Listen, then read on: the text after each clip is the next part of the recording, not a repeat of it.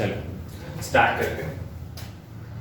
नया chapter start करना अपने को, हेडिंग लगा लो, चैप्टर का नेम लिख लो पहले तो, dual nature of radiation and matter. First day है इस चैप्टर का, हमारा तो नहीं है, तो इस चैप्टर को जानेंगे, समझेंगे कि ये चैप्टर क्या लेके आया आपके लिए, क्या कहना चाह रहा है आपको, क्या समझाना चाह रहा है। ठीक है, बाकी इसका नाम सिंपल सा ही है। क्या कह रहे हैं चैप्टर को देखो, चैप्टर का नाम है dual nature of radiation and matter. और आपको बताया था कि आपका सिलेबस भी बड़ा सिस्टमैटिक तरीके से लिखा रखा है ना। पहले इलेक्ट्रिसिटी वाला चैप्टर था, मैग्नेटिज्म था, फिर इलेक्ट्रिसिटी और मैग्नेटिज्म का कॉम्बिनेशन था, फिर उस कॉम्बिनेशन से ईएम वेव बन गई है ना। फिर ईएम वेव का एक एग्जांपल है लाइट, तो उस लाइट का चैप्टर चालू हो गया। लाइट का पहले रे नेचर, रे वाला समझा दिया, फिर वेव वाला समझा दिया, फिर उसके बाद में ये डुअल नेचर वाला चैप्टर आ गया।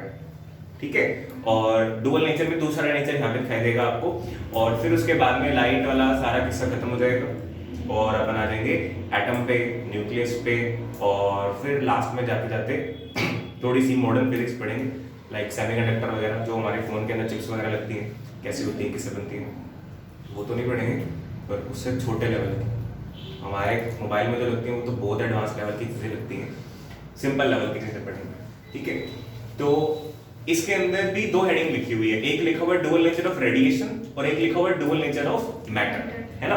तो पहले जो आपको पढ़ना है वो है dual nature of radiation. Radiation कहने का मतलब एनर्जी, ठीक है, और एनर्जी को भी ज्यादा इजीली या ज्यादा किस पे हम फोकस कर रहे हैं रेडिएशन के नाम पे, कौन सी एनर्जी की बात कर रहे हैं, लाइट एनर्जी। तो we are concerned about the dual nature of light. तो पहले आपको पता होना चाहिए कि क्या सच में लाइट के पास दो नेचर होते हैं? व्हाट डू यू थिंक होते हैं? कौन कौन से दो नेचर होते हैं? पार्टिकल और वेव नेचर, रे नेचर और वेव नेचर। अगर एक बच्चा कहे कि सर लाइट के बाद दो नेचर होते हैं, रे नेचर और वेव नेचर, सही है कि गलत है? सही है गलत है? गलत है। अच्छा, आप कह रहे हो गलत है। डुअल नेचर का मतलब ये समझ लेना कि डुअल नेचर का मतलब दो नेचर कौन से हैं। अभी तक आपने दो नेचर पढ़े नहीं है, अभी तक आपने दो नेचर पढ़े नहीं है, आपने एक ही नेचर पढ़ा है। कौन सा नेचर पढ़ा है? सिर्फ वेव वाला पढ़ा है। वेव नेचर और पार्टिकल नेचर, ये दो नेचर होते हैं। तो सर फिर वो रे क्या चीज थी, वो क्या पढ़ा के आगे? अगर आपसे कोई पूछे लाइट के दो नेचर कौन से होते हैं, तो एक पार्टिकल नेचर और एक वेव नेचर। ठीक है, अब वो जो रे थी वो क्या है? रे इज द पाथ फॉलोड ना। जैसे सन में से रेज निकल रही हैं, तो सन का नेचर थोड़ी ना रे है। रेज का मतलब क्या है? पाथ फॉलोड है ना। जो पार्टिकल चलेगा, मेनली जो भी पार्टिकल चलता है, जैसे आप 11th क्लास के अंदर स्टडी करके आए थे कि एक बुलेट को फायर किया, या एक बॉडी चल रही है किसी फ्लोर के ऊपर, कोई ट्रॉली चल रही है, कोई भी चीज, कोई भी बॉडी चल रही है, तो वो बॉडी कैसे चलती है? एक स्ट्रेट लाइन के अंदर ना। चाहे वो 1D में इमेजिन करो, 2D में इमेजिन करो, 3D में इमेजिन करो, तो वो सीधा जाती है। एक रे की तरह आपने बनाते थे, है ना, कि अगर एक बॉडी यहाँ पे रखी हुई है, उस पर कोई फोर्स लगाएगी तो वो यहाँ से चल के यहाँ पे आ जाएगी। तो उसका मोशन अपन कैसे कंसीडर करते थे? पूरी बॉडी को अपन पहले तो उसके सेंटर ऑफ मास से रिप्लेस कर देते थे, और फिर उसका मोशन ऐसे देखते थे कि वो सेंटर ऑफ मास यहाँ से उठ करके यहाँ पहुंच गया बाय फॉलोइंग दिस पाथ। ठीक है, तो अगर कोई बॉडी पार्टिकल नेचर की है, जैसे 11th क्लास की बॉडियां थी, है ना, सॉलिड बॉडीज हैं, तो वो जो है अगर पार्टिकल नेचर की कोई बॉडी है तो उसका रास्ता रेक्टिलिनियर होगा, एक लाइन होगा, या सिंपल भाषा में कह दो लीनियर होगा, उसे कहते हैं रे। ठीक है, और वेव अलग बिहेवियर हो गया, वेव बिहेवियर है। ठीक है, पार्टिकल बिहेवियर, रे जो है उसका प्रोपेगेट करने का तरीका है। तो इसका मतलब क्या अपन ने दोनों नेचर पढ़ लिए? नहीं, अपन ने तो वेव भी पढ़ा ना, पार्टिकल नेचर अभी पढ़ा नहीं है। तो पहले अपने को ये नहीं पता था कि लाइट चलती कैसे है। लाइट सीधा लाइन में चलती है कि लाइट वेव की तरह प्रोपेगेट करती है? वेव कैसे चलती है? आपको मैंने बताया कि वेव कैसे चलती है, उसका दिमाग में 99.9% यही वाला हमेशा आंसर आता है कि वेव तो ऐसे चलती है। बट ऐसे नहीं चलती वेव, ये तो मैथमेटिकल दिखाने का तरीका है ना, ये तो मैथमेटिक्स से दिखाने का तरीका है। वेव ऐसे थोड़ी चलती है। जहां से अगर मैं बोल रहा हूं आप तक साउंड जा रही है, तो क्या पार्टिकल ऐसे से जा रहे हैं? कैसे जा रहे हैं? वाइब्रेट होके जा रहे हैं ना। तो वो दिखाने का तरीका है, ये तो जा थोड़ी ना रहे ऐसे। हो सकता है रेमो डिसोजा की आवाज हो वो जाती हो ऐसे, अपनी तो नहीं जाती, पार्टिकल वाइब्रेट करके जाते हैं। तो this is the just mathematical representation of a wave. तो वेव कैसे ट्रैवल करती है उसका एक अलग तरीका होता है, उसके अंदर पार्टिकल वाइब्रेट करते हैं या तो अगर वो मैकेनिकल वेव है तो, और नहीं तो एनर्जी ट्रांसमिट करती है, ठीक है, at the speed of light, जैसे कि लाइट के अंदर होती है। चलो तो स्टार्ट करते हैं इसको। सबसे पहली हेडिंग, आसान चैप्टर है, बिल्कुल आसान चैप्टर है, सिंपल सा। इस चैप्टर में से इस ईयर में कोविड अफेक्टेड ईयर है, स्पेशल ईयर अपना, तो इसके अंदर एक टॉपिक आपको छूट मिल रही है। एक एक्सपेरिमेंट था, डेविसन जर्मर एक्सपेरिमेंट, वो एक्सपेरिमेंट याद रखने वाले ज़्यादा से ज़्यादा तक तो, और छोटा सा था एक क्लास का, वो हटा लिया गया, ठीक है। बाकी सारा चैप्टर सेम है, whether CBSE board, whether RBSE board, whether कोई भी बोर्ड, कोई भी पंजाब हरियाणा कोई बोर्ड हो, सबका सेम चैप्टर है। तो सबसे पहली हेडिंग लिखो इसके अंदर, dual nature of radiation, dual nature of radiation, radiation का डबल नेचर, हिंदी में तो अजीब सा कुछ कहेंगे इसको, द्वैत प्रकृति, रेडिएशन को पता नहीं क्या कहते हैं। तो रेडिएशन की डुअल नेचर कैसे होती है, इसमें आप लिखना स्टार्ट करें। वी नो दैट, जैसा कि हम जानते हैं, वी नो दैट, अच्छा WKT, light shows some phenomena, light shows some phenomena like, देखो मैं आपको बता दूं कि ये टॉपिक में क्या कर रहे हैं, इस चैप्टर को आप साथ साथ में याद कर लेना। आपको कहा है ना, अब से जो भी लास्ट वाले चैप्टर है वो बहुत आसान है और बहुत अच्छे से कर रहे हैं अपने यहाँ पे, कि आप उसको बहुत कम टाइम के अंदर जल्दी से अपना बना सकते हो। और लास्ट में जो चैप्टर कर रहे हैं वो आपके दिमाग में ज्यादा रहेंगे, ऑब्वियसली बात है। तो अपना टाइम फर्स्ट वालों पे लगाओ। यहाँ पे मैं आपको बता देता हूँ क्या लिखवाने वाला हूँ। हमें ये जस्टिफाई करना है, कोई बोर्ड में आया हुआ क्वेश्चन है कि डुअल नेचर ऑफ रेडिएशन को डिफाइन करो, 1 मार्क में, ज्यादा बड़ा नहीं।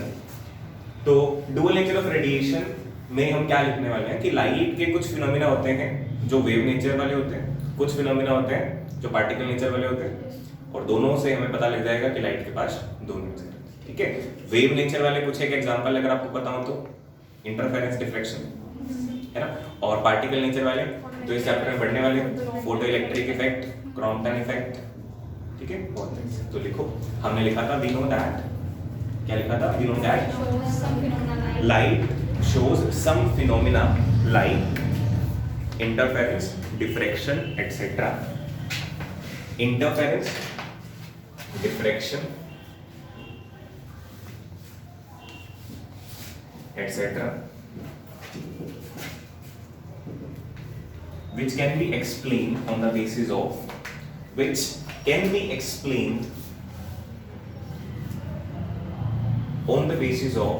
its wave nature, which can be explained on the basis of its wave nature only. तो wave nature only, इसको आप हाईलाइट कर लेना। कुछ फिनोमिना ऐसे हैं जिनको सिर्फ वेव नेचर से ही एक्सप्लेन किया जा सकता है। जैसे रिफ्लेक्शन था, रिफ्लेक्शन को आपने रे से भी एक्सप्लेन किया था, आपने वेव से भी कर दिया था। इंटरफेरेंस को रे से कर सकते हैं क्या? नहीं कर सकते। डिफ्रैक्शन को रे से कर सकते हैं क्या? नहीं कर सकते। डिफ्रैक्शन तो है ही रे से डेविएट होने वाला प्रोसेस, है ना। अब पैराग्राफ चेंज करके लिखो, लाइक पॉइंट में लिखा था तो एक और ऐसे मार्क करा लेना और लिखो सम अदर फिनोमिनास लाइक,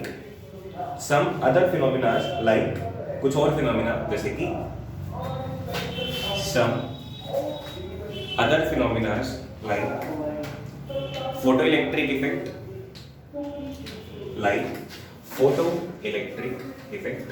शॉर्ट में बोलते हैं PEE, फोटो इलेक्ट्रिक इफेक्ट के बैग में लिखना PEE, and Compton effect, Crompton नहीं है, Compton, etcetera. Same line, wave की बजाय पार्टिकल चिपकाना।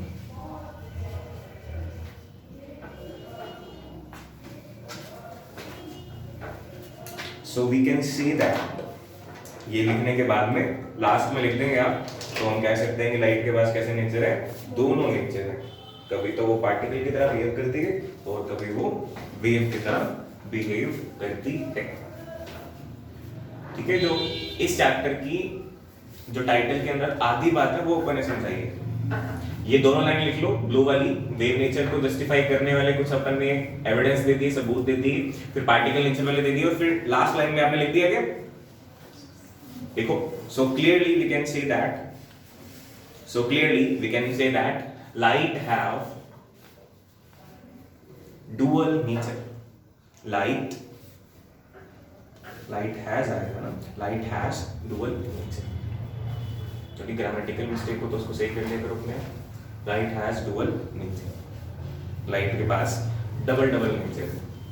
ठीक है, इच्छाधारी लाइट है, जब कुछ बनना चाहेगी वो बन जाएगी। अब ये जो चीज है ना, समझ में आया मैं आपको क्या समझा रहा हूँ, कि इस हेडिंग का आधा हिस्सा समझा दिया, आधा हिस्सा भी बताया जाएगा।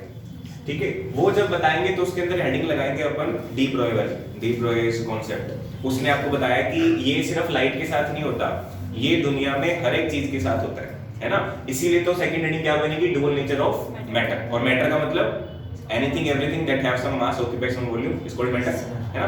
तो पहले हमें लग रहा है कि ये दो चीजें जो हैं सिर्फ लाइट के साथ होती है, लास्ट में अपने को पता चलेगा कि नहीं, ये तो सभी के साथ होती है, तो एक कॉमन सी बात है। ठीक है, अब अपन आगे चलते हैं। देखो ये जो ब्लू वाला काम है, वेव नेचर आपको समझाया जा चुका है, इंटरफेरेंस डिफ्रैक्शन आप पढ़ चुके हो अच्छे से। बट पार्टिकल नेचर के अंदर से ना तो क्वांटम इफेक्ट आपने पढ़ा, ना फोटो इलेक्ट्रिक इफेक्ट आपने पढ़ा। ये तो पढ़ोगे भी नहीं, ये आपके सिलेबस में नहीं है, कॉलेज में आएगा। फोटो इलेक्ट्रिक इफेक्ट ये अपने को पढ़ना है। ठीक है, तो इसकी तैयारियां करनी स्टार्ट करेंगे, ये अपना नेक्स्ट टॉपिक रहेगा, पर अभी लिखना नहीं है इसको। नेक्स्ट आप हेडिंग लिखो, free electrons.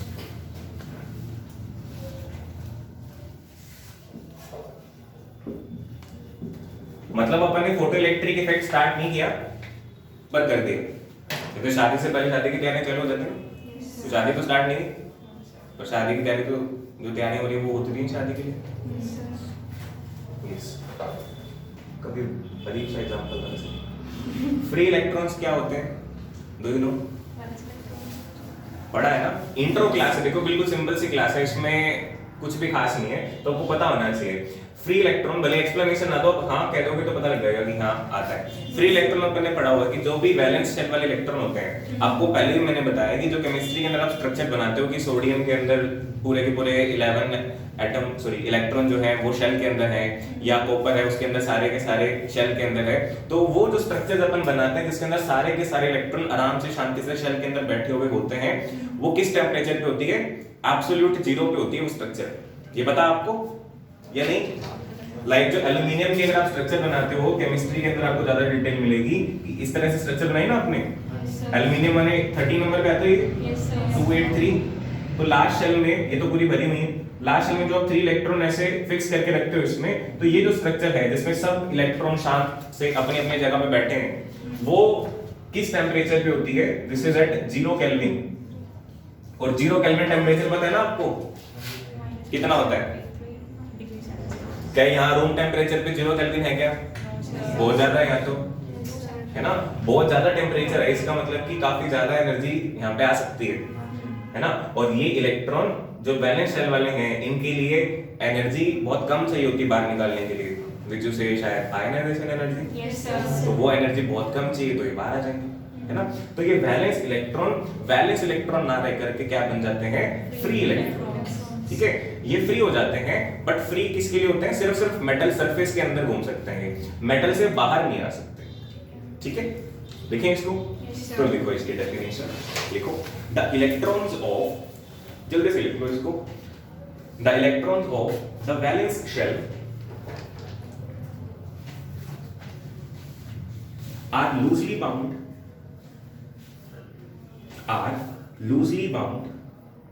and hence on acquiring a little energy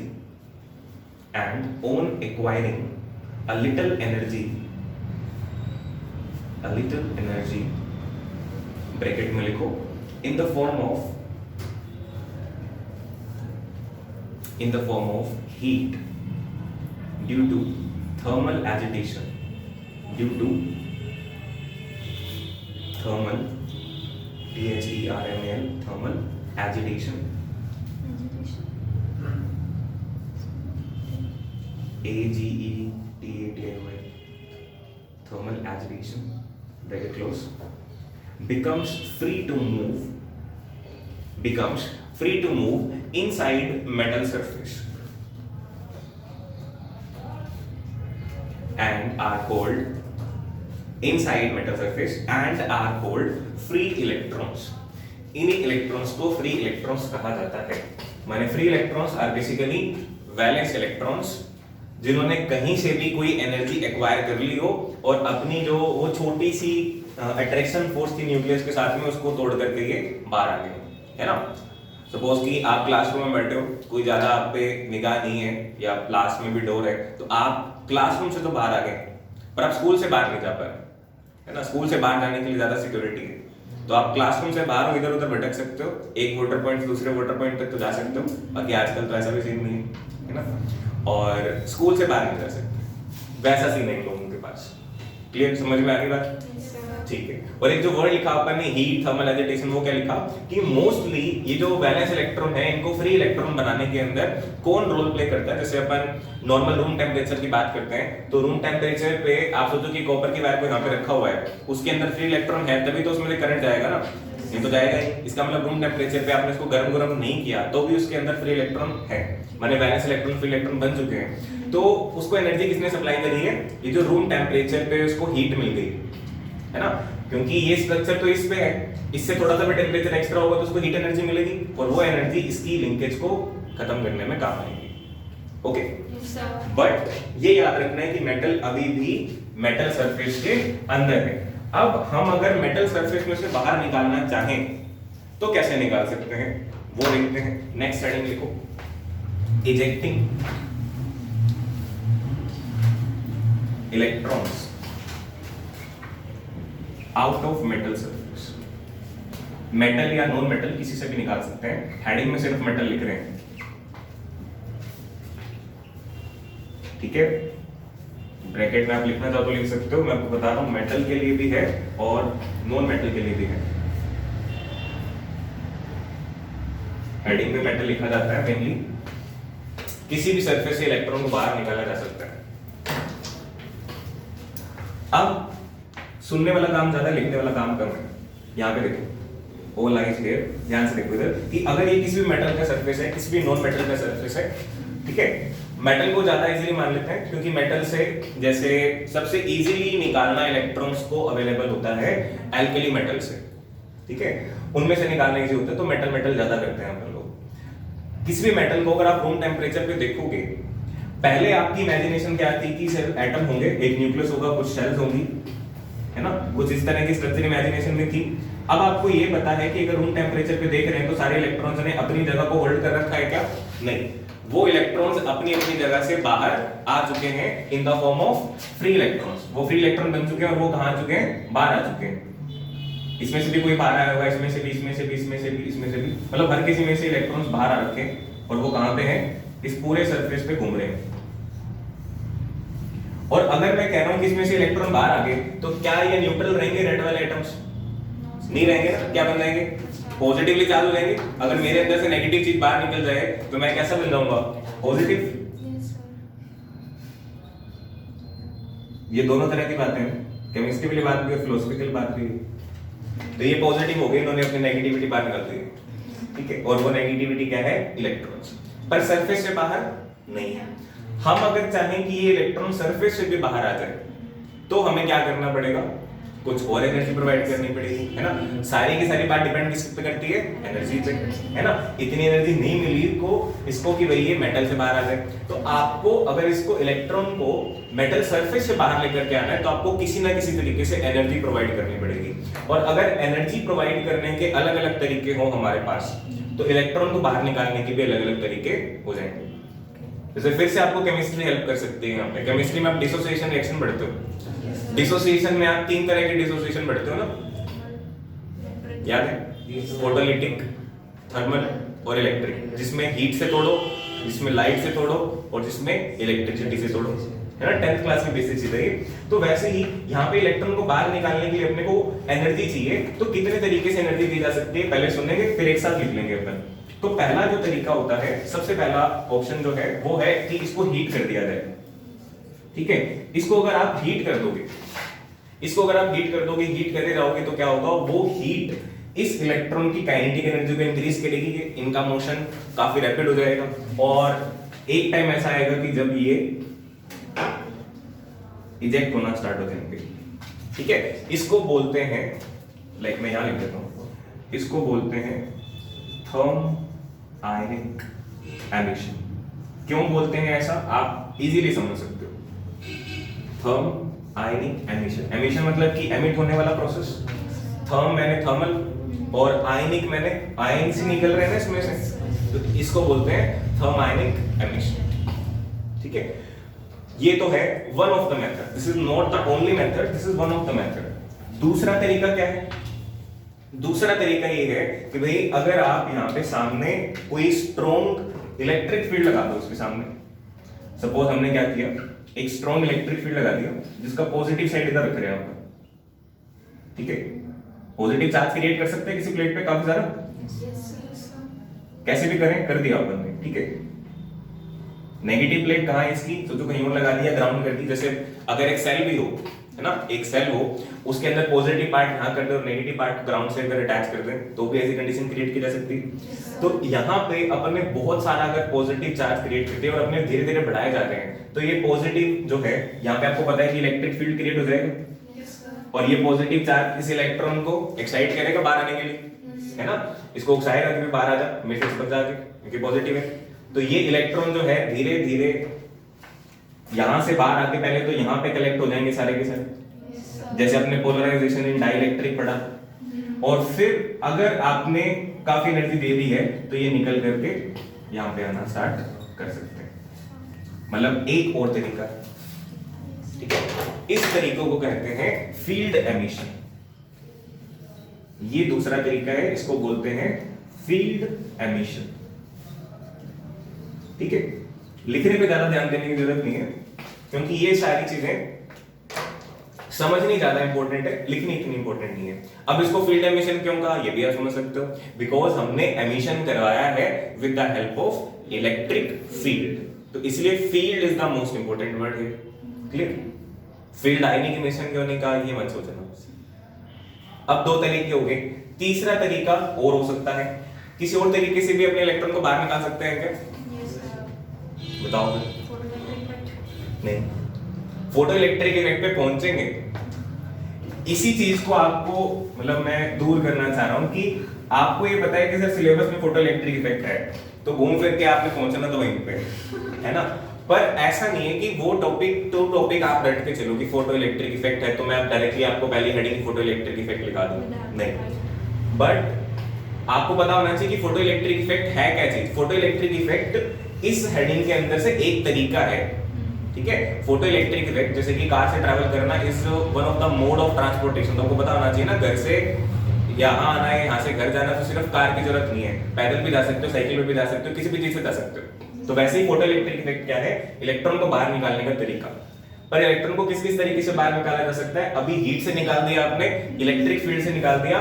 एक और तरीका होता है जिसके अंदर माने कि लैबोरेटरी वाला ज्यादा तरीका है, जैसे आपने वो पढ़ा है ना एटम के अंदर अल्फा पार्टिकल स्कैटरिंग वाला तरीका, अल्फा पार्टिकल स्कैटरिंग पढ़ी आपने। उसी तरीके से अगर एक इलेक्ट्रॉन बीम की स्कैटरिंग कराई जाए किसी मेटल सरफेस पे, मान लो कि ये मेटल सरफेस हो और यहाँ पे इलेक्ट्रॉन गन हो और उस इलेक्ट्रॉन गन से इस पे इलेक्ट्रॉन्स की स्कैटरिंग करवाई जाए, तो वो हाई एनर्जी इलेक्ट्रॉन होगा, दूसरे इलेक्ट्रॉन के साथ कोलिजन करेगा, अपनी एनर्जी उसको दे देगा, और अगर उसको इतनी सफिशिएंट एनर्जी मिल गई कि वो अपने सरफेस को छोड़ के बाहर आ सकता है, तो वो भी पॉप आउट करके बाहर निकल जाएगा, ठीक है। इसको बोलते हैं सेकेंडरी एमिशन। तो तीसरा तरीका है सेकेंडरी एमिशन, और जो वो इलेक्ट्रॉन निकलेंगे उन्हें हम बोलेंगे सेकेंडरी इलेक्ट्रॉन्स। कौन से वाले, दो तरह के इलेक्ट्रॉन होंगे ना इसके अंदर। सेकेंडरी एमिशन क्यों कहा, क्योंकि इसमें दो तरह के इलेक्ट्रॉन है, इलेक्ट्रॉन नहीं आ रहा और इलेक्ट्रॉन कोई बाहर निकाल के लेके जा रहा है ना। कि क्लास के अंदर अपने बैठे अपने कोई भाई आया कि सर इसको भेज दो, इसके ना मम्मी ने बुलाया इसको, तो फटाफट से आया, बहुत ज्यादा एनर्जी लेके, इतनी एनर्जी से आया कि सर को भी शक नहीं हुआ कि पता नहीं मम्मी ने बुलाया कि नहीं, तो जल्दी से जा भाई ले जाए इसको, कुछ गलत नहीं हो जाए, ले गया उसको, ठीक है। तो प्राइमरी आया, सेकेंडरी को ले गया, वही चेक करे इसमें। अब ये तीन तरीके हो गए, इसके बाद जो चौथा तरीका है that is photo electric effect. उस पर चलते हैं। हीट से आपने बाहर निकाल दिया, फील्ड से आपने बाहर निकाल दिया, इलेक्ट्रॉन मतलब एक हाई एनर्जी इलेक्ट्रॉन से आपने इलेक्ट्रॉन को बाहर निकाल दिया। And the fourth method is कि आप इस पे मेटल सरफेस पे, इस मेटल सरफेस को एक बार खाली कर लेते हैं ताकि ढंग से समझ में अपने को बात। जो मेटल का सरफेस हमारे पास, इस सरफेस पे आप लाइट इंसिडेंट करवाओ, ठीक है। आप क्या करो, लाइट वेव इंसिडेंट करवाओ और यहां से इलेक्ट्रॉन्स बाहर निकल जाए, ठीक है।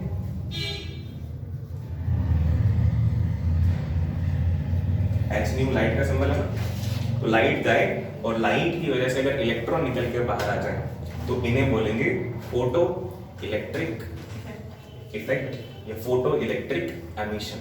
अब उसे फोटो इलेक्ट्रिक क्यों कहा? फोटो का मतलब आपको पता है लाइट होती है, इलेक्ट्रिक मतलब इलेक्ट्रॉन्स या चार्ज, है ना, और इफेक्ट का मतलब इफेक्ट या एमिशन का मतलब निकल जाना, ठीक है। तो ये सारे तरीके। अब साइंटिस्ट ने ये देखा कि हीट देने से इलेक्ट्रॉन बाहर आ रहे हैं, ठीक है, उसकी एक्सप्लेनेशन मिल गई। फील्ड से बाहर आ रहे हैं, उसकी एक्सप्लेनेशन भी है। सेकेंडरी एमिशन से इलेक्ट्रॉन बाहर आ रहे हैं, उसकी एक्सप्लेनेशन भी है। पर लाइट से इलेक्ट्रॉन बाहर आ रहे हैं, इसकी एक्सप्लेनेशन नहीं थी कि लाइट से इलेक्ट्रॉन बाहर कैसे आ सकते हैं। लाइट से इलेक्ट्रॉन बाहर कैसे आ सकते हैं, वेव नेचर से इसको एक्सप्लेन नहीं किया जा रहा था, ठीक है। वेव नेचर कहां फेल हो रहा था, कैसे फेल हो रहा था, वो भी एक बहुत इंपॉर्टेंट बोर्ड क्वेश्चन है, उसको ओपन करेंगे। पर पहले फोटो इलेक्ट्रिक इफेक्ट समझेंगे, उसके बाद अपने को समझ में आएगा कि वेव नेचर कहां फेल हुआ, ठीक है। तो वेव नेचर इसको समझा नहीं पा रहा था, तो इस इफेक्ट को सॉल्व किया हमारे प्यारे आइंस्टाइन अंकल, है ना, बढ़िया हेयर स्टाइल वाले आदमी। तो उन्होंने इसको सॉल्व किया। आपको मैंने बताया था लास्ट लेक्चर के अंदर भी, लास्ट नहीं मतलब लास्ट चैप्टर के अंदर, कि 1900 के अंदर प्लैंक ने अपनी थ्योरी दी थी रेडिएशंस के लिए, और 1887 के आसपास ये हर्ट्ज वगैरह एक्सपेरिमेंट कर रहे थे। ये इफेक्ट आइंस्टाइन का नहीं है, इफेक्ट सबसे पहले देखा था हर्ट्ज ने, जिसका नाम आप पढ़ते हो ना फ्रीक्वेंसी के अंदर। फ्रीक्वेंसी यूनिट क्या है? हर्ट्ज। किसके नाम पे रखी हुई है वो? हेनरिक रुडोल्फ हर्ट्ज, एक साइंटिस्ट आपने पढ़ा होगा, उसके नाम पे रखी हुई है, मतलब उनके नाम पे रखी हुई है। तो उन्होंने ये इफेक्ट देखा था, तो थोड़े तमीज ले लेंगे, उनके नाम पे रखी हुई है, तो उन्होंने सबसे पहले इफेक्ट देखा था, तो उन्होंने देख लिया पर वो एक्सप्लेन नहीं कर पाए, ठीक है। तो इसकी काफी सारी इंटरेस्टिंग हिस्ट्री है और एक्सप्लेनेशन है और काफी सारे ऑब्जर्वेशंस हैं, वेव थ्योरी का ड्रॉबैक है। तो ये जो बातें आज सारी अपन ने करी हैं वो इस चैप्टर की समरी है, ठीक है। यहां तक कोई दिक्कत नहीं, ठीक है। तो आपने हेडिंग लिख रखी है ejecting electron out of metal surface, इसमें लिखना स्टार्ट करो, थोड़ा थोड़ा लिखो। The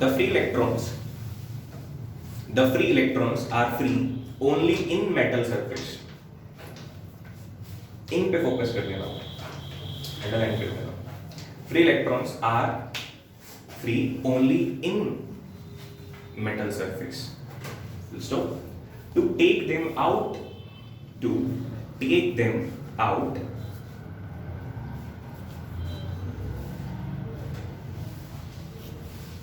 comma, we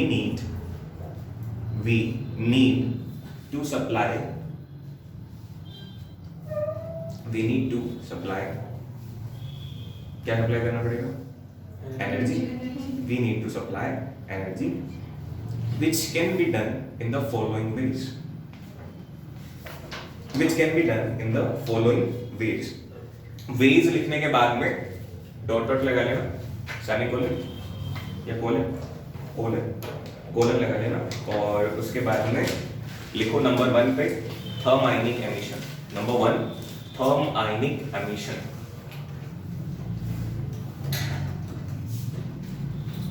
therm ionic emission के अंदर देखो, अब लिखना कैसे है उसको आपको हैंडल करना है, आपको थोड़ा सा समझा देता हूं कि आपने जैसे सबसे पहले फर्स्ट हेडिंग लगाई थर्म आयनिक एमिशन, ठीक है। अब आप क्या करोगे, मैं थोड़ी सी आपको थ्योरी लिखवा दूंगा एक आधी लाइन की, वो यहाँ पे लिख लेना और डायग्राम यहाँ बना लेना ताकि आपको याद रह जाए कैसे हो रहा है, हल्का सा, एग्जाम में नहीं आने वाला, बस आपको पता चल जाएगा कि क्या हो रहा है, जस्ट फॉर योर नॉलेज। ये पॉजिटिव कर्नल्स हैं, मतलब कि एटम्स हैं, और इसमें से इलेक्ट्रॉन्स जो है वो बाहर घूम रहे हैं, क्या से तो करना नहीं बोलते हैं। लिखो थर्म आयनिक एमिशन और ये डायग्राम बना लो और थोड़ी सी थ्योरी लिख लो, लिखवा दो। लिखो it refers to the process of ejecting of electron। Thermionic emission क्या है? It refers to the process of ejecting electrons out of the metal surface using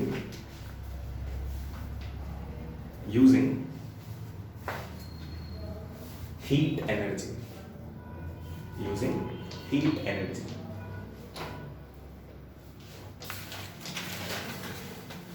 अब हीट एनर्जी कैसे भी दे सकते हो जैसे आपका मन करे। नेक्स्ट आप लिखोगे दूसरा तरीका क्या था? थर्म आयनिक एमिशन हो गया, second was the field emission. तो सेकंड हेडिंग लिखो फील्ड एमिशन।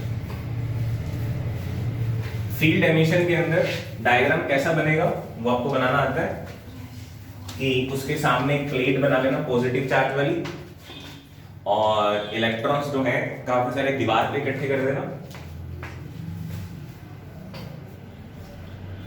डायग्राम ही याद रहेंगे, थ्योरी नहीं याद रहेगी, क्या लिखी हुई लिखोगे। यहाँ पे इकट्ठे हो जाएंगे इलेक्ट्रॉन्स, और वो इलेक्ट्रॉन्स हम कुछ एक बाहर निकाल के दिखा देंगे कि बाहर आगे।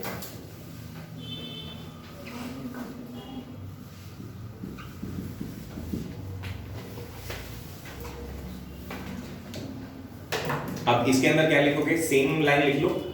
It refers to the process of, क्या लिखवाई line? It refers to the process of ejecting लिखवाया it refers to the process of ejecting electron out of the metal surface using heat energy। तो heat energy को underline कर लो उस line के अंदर, और यहां पे आप लिख लो using strong electric field, bracket में लिख लेना पॉजिटिव। बस इतना सा चेंज करना। तो काफी सिंपल है चैप्टर, वो भी अगर आप अच्छे से नॉलेज ले रहे हैं तो और आसान हो जाएगा। उसके बाद थर्ड हेडिंग,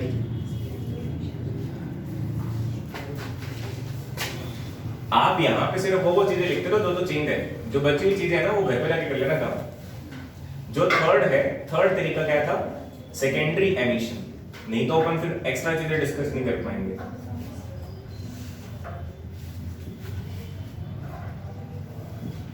सेकेंडरी एमिशन के अंदर आप कैसे बना सकते हो कि एक सरफेस पे, अब इस पे आप इलेक्ट्रॉन से दिखा दो, घूमते हुए इलेक्ट्रॉन्स हैं, रैंडमली कहीं भी घूम रहे हैं। इसके ऊपर एक और इलेक्ट्रॉन आया काफी ज्यादा एनर्जी के साथ में, और इसको बाहर लेते हैं। ये है हाई एनर्जी,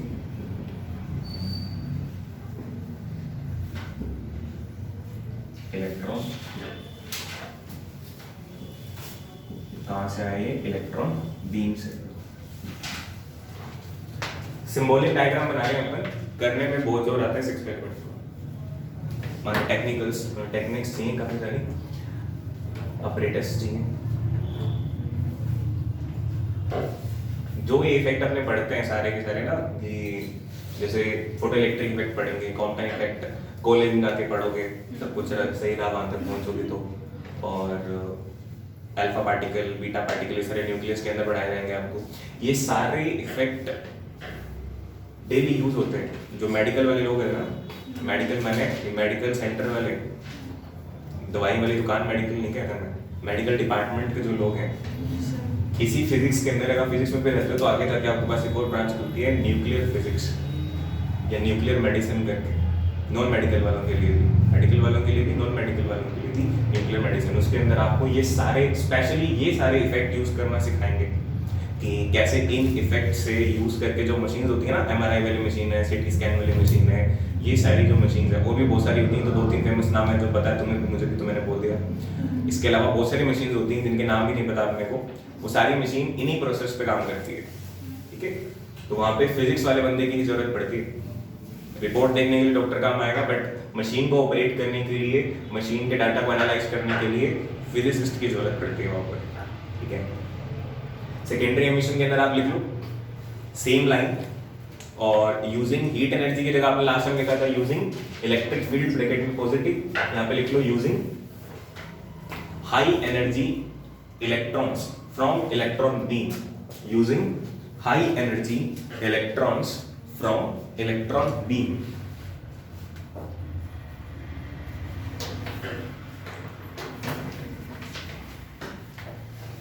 नेक्स्ट इसके बाद लिखते हैं चौथा जो तरीका है अपना, वो क्या है,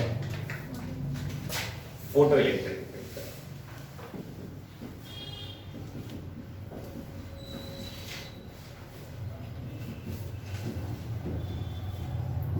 स्टार्ट हो गया आज ये photo electric effect.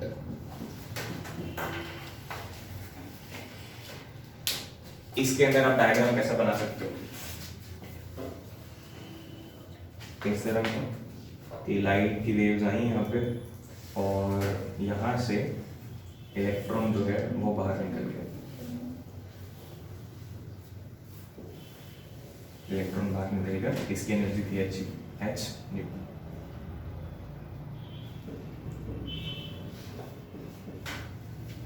This is light, वो इलेक्ट्रॉन है, नीचे वाला मेटल सरफेस है। इससे नकली डायग्राम नहीं बनता फोटो इलेक्ट्रिक का, और अच्छे अच्छे डायग्राम बनाएंगे अपन जैसे जैसे चैप्टर में प्रोग्रेस करेंगे। अब इसके अंदर यूजिंग के बाद में चेंज कर लेना, लाइट लिख लेना सिर्फ, यूजिंग लाइट, ओके। लाइट के ब्रैकेट में आप फोटो लिख सकते हो।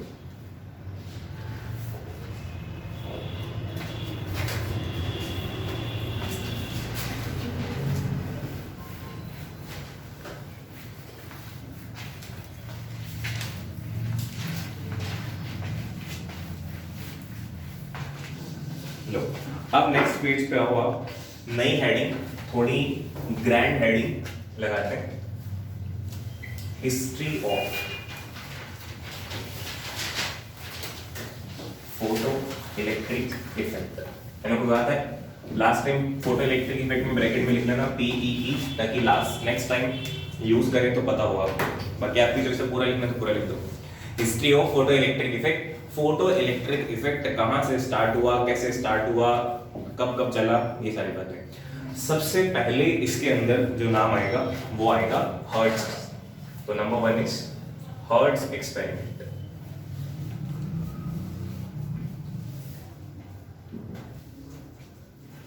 और ये चीज एक्स्ट्रा नहीं कर रहे, ये सिलेबस में मेंशन चीज है और बोर्ड में आने वाली चीज है। हर्ट्ज एक्सपेरिमेंट, हर्ट्ज एक्सपेरिमेंट याद है तुम्हें करवाया था EM वेव के अंदर, डायग्राम भी बनवाया हुआ उसका, और तब लाइव क्लासेस लग रही थी आई गेस अपनी, और तब आपको वीडियो शेयर भी की थी, स्क्रीन शेयर करके वीडियो दिखाई थी कि सामने एक LED होल्ड कर रखी थी, इधर एक स्पार्क जनरेट किया था और वो LED जला दी थी। याद आ रहा है ऐसा कुछ? हर्ट्ज एक्सपेरिमेंट के अंदर एक सर्किट के अंदर अपन ने स्पार्क जनरेट किया था और दूसरे सर्किट तक वो स्पार्क पहुंच गया था। EM वेव के अंदर आपने ये चीजें लिखी, ठीक है। धीरे धीरे याद आ जाएंगे, अगर थोड़ी बहुत उन चीजों पे डस्ट पड़ गई है आपके तो हटाओ उसको। तो हर्ट्ज जो है वो काम किसके लिए कर रहा था? वो काम कर रहा था EM वेव को प्रोड्यूस करने के लिए। जो मैक्सवेल ने बातें कही थी वो थ्योरेटिकल तरीके थी, थ्योरेटिकल बातें थी, सिर्फ वो पेन पेपर पे थी। तो उस चीज को हर्ट्ज जो था, हर्ट्ज ऑब्टेन करने की कोशिश कर रहा था। हर्ट्ज ही वो बंदा है जिसने दुनिया का सबसे पहला एंटीना बनाया था। एंटीना पता ना आपको, एक जगह दूसरी जगह पर सिग्नल भेजने, अगर एंटीना काम आता वहां पे, तो एंटीना सबसे पहला इसने बना लिया था। जो एक्सपेरिमेंट है उसमें सबसे पहला वो एंटीना ही बना, ठीक है। वो एक्सपेरिमेंट करते करते इनके पास एक ऑब्जर्वेशन आ गई, जिस ऑब्जर्वेशन से इस इफेक्ट की स्टार्टिंग हो गई, है ना। इस इफेक्ट का ओरिजिन हुआ वहां से। क्या थी वो ऑब्जर्वेशन, उसको समझते हैं। इनका जो एक्सपेरिमेंटल सेटअप था, इनका एक्सपेरिमेंटल सेटअप कैसा था अगर आप याद करो तो कुछ इस तरह का था, बिल्कुल सिंपल लेवल पे अगर अपन बनाए तो यहाँ पे एक स्पार्क गैप था, यहाँ पे एक स्पार्क जनरेटर था, और यहाँ पे एक हाई टेंशन सोर्स था,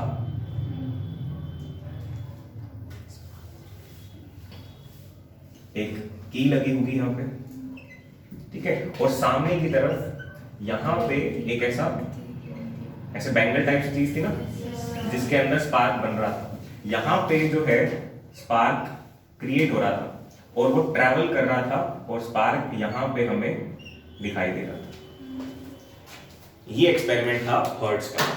याद आ रहा है पहली बात तो इनकी, नहीं आ रहा? yes, आपने ईएम वेव में करा हुआ, ये आपकी नोटबुक के अंदर लिखी हुई चीज है। ये स्पार्क जनरेटर है, ये स्पार्क गैप है, वो भी स्पार्क गैप है, ये हाई टेंशन वोल्टेज सोर्स है, ये की है, और ये सेटअप है हर्ट्ज का। ठीक है, और ये जो दो चीजें हैं, ये बड़े बड़े स्फीयर्स भी हो सकते हैं, प्लेट्स भी हो सकती हैं। मैं कह रहा हूँ बहुत सिंपल लेवल पे आपको मैं सिंपलीफाइड वर्जन दिखा रहा हूँ इस डायग्राम का, क्योंकि इसमें चार्ज स्टोर होना चाहिए एक स्पार्क को जनरेट करने के लिए। तो या तो प्लेट बना देंगे तो पैरेलल प्लेट कैपेसिटर जैसी फॉर्मेशन बन जाएगी, स्फीयर बना देंगे तो स्फेरिकल कैपेसिटर जैसी सिचुएशन बन जाएगी। तो ये दो कंडक्टर होते हैं जो चार्ज को स्टोर कर सके।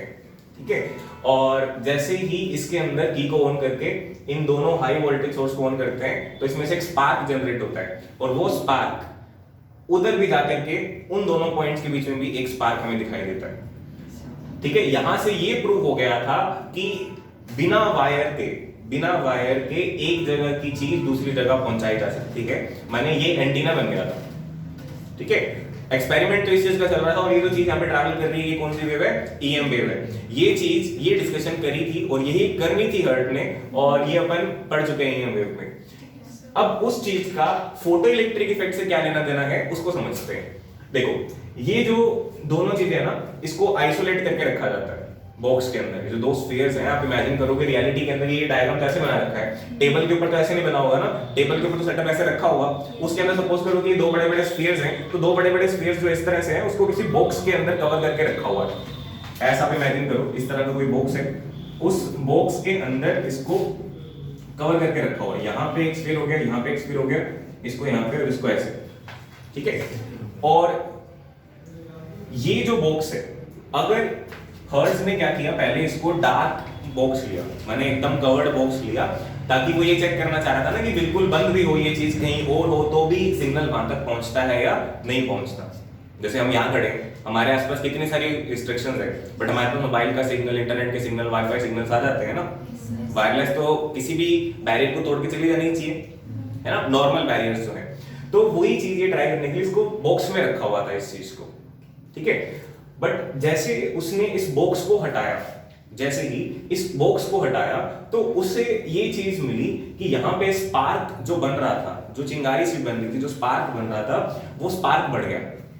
अगर इस बॉक्स को हटा दिया तो स्पार्क बढ़ गया। इस बॉक्स की जगह अगर उसने ग्लास का बॉक्स लगाया, ठीक है, ग्लास की ट्यूब कह दो आप, ग्लास की ट्यूब अगर लगाई तो ग्लास की ट्यूब में और सिंपल बॉक्स में यहां पे अगर छोटा स्पार्क आ रहा था तो यहां पे बड़ा स्पार्क आ रहा था। ठीक है, और ग्लास की बजाय भी अगर उसने क्वार्ट्ज ग्लास लगाया, क्वार्ट्ज नाम सुना होगा आपने?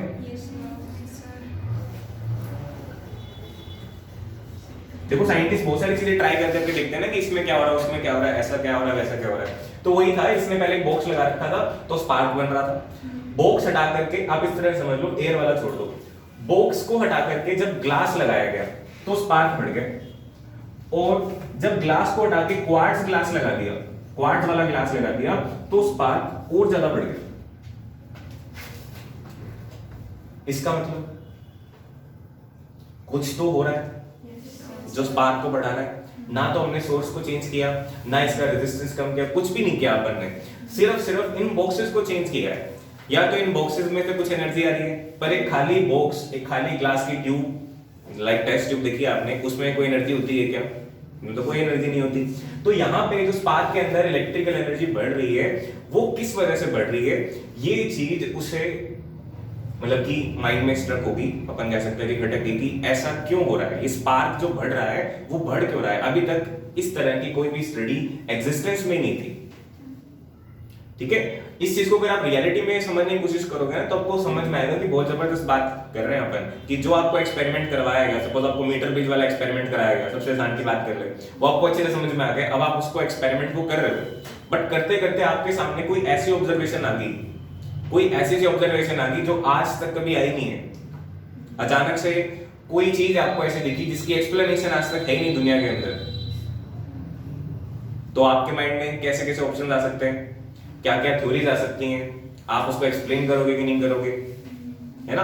तो उस सिचुएशन पे ये खड़ा था बंदा, ये कर तो ईएम वेव को डिस्कवर रहा था, वो कर चुका था, बट उसमें ट्राई कर करके देख रहा था अलग अलग चीजें। तो ट्राई करते करते उसे एक अलग चीज पता चली कि यहाँ पे अगर अपने ग्लास ट्यूब को यूज करते हैं या क्वार्ट्ज ग्लास को यूज करते हैं तो स्पार्क बढ़ जाता है। अब आप ये समझ सकते हो कि बॉक्स को यूज करते तो बाहर वाली लाइट इस पे नहीं आ सकती, और अगर ग्लास को यूज करते हैं तो इसके ऊपर बाहर से लाइट आ सकती है। बाहर से अगर इस पे लाइट आएगी तो है तो ये मेटल सरफेस, तो लाइट क्या करेगी, इसमें से इलेक्ट्रॉन्स को निकाल देगी और वो इलेक्ट्रॉन स्पार्क को बढ़ाने में जाएंगे। हमें क्योंकि फोटो इलेक्ट्रिक इफेक्ट के बारे में जानकारी है, तो हमारे सामने ऐसा कुछ होगा तो हम एक्सप्लेनेशन दे सकते हैं कि भाई ग्लास के आने से क्या हुआ, ग्लास के आने से लाइट भी यूज होने लगी इसके अंदर, तो लाइट की वजह से कुछ इलेक्ट्रॉन एक्स्ट्रा एमिट हो गए, और एक्स्ट्रा एमिट होंगे तो स्पार्क तो बढ़ेगा, ठीक है। बट उसे नहीं पता था ये क्या चक्कर। अब आगे पूछ सकते हैं ग्लास और क्वार्ट्ज ग्लास, इसमें क्या फर्क होता है। ग्लास के अंदर अल्ट्रावायलेट लाइट जो है, ग्लास के अंदर अल्ट्रावायलेट लाइट नहीं आ सकती, यूवी रेडिएशन को रोक लेता है ग्लास, ठीक है। क्वार्ट्ज ग्लास उसको भी आने देता है, तो इसके अंदर सिर्फ नॉर्मल लाइट आ रही है, यूवी लाइट नहीं आ पा रही, इसमें यूवी लाइट भी आ रही है, तो इसका मतलब मोर लाइट, मोर एमिशन, मच बिगर स्पार्क, ठीक है। तो क्वार्ट्ज ग्लास, इस पूरे चैप्टर में जहां भी नॉर्मल ग्लास की जगह क्वार्ट्ज ग्लास अगर अपन लेंगे तो उसका यही रीजन है कि हम वहां पे हर तरह की लाइट को एंट्री देना चाहते हैं, ठीक है। तो ये ऑब्जर्वेशन थी हर्ट की, हर्ट्ज एक्सपेरिमेंट या हर्ट्ज ऑब्जर्वेशन नाम से एग्जाम में आता है टॉपिक कि क्या ऑब्जर्वेशन थी रिगार्डिंग फोटो इलेक्ट्रिक इफेक्ट, ठीक है। तो इसको लिखेंगे कल।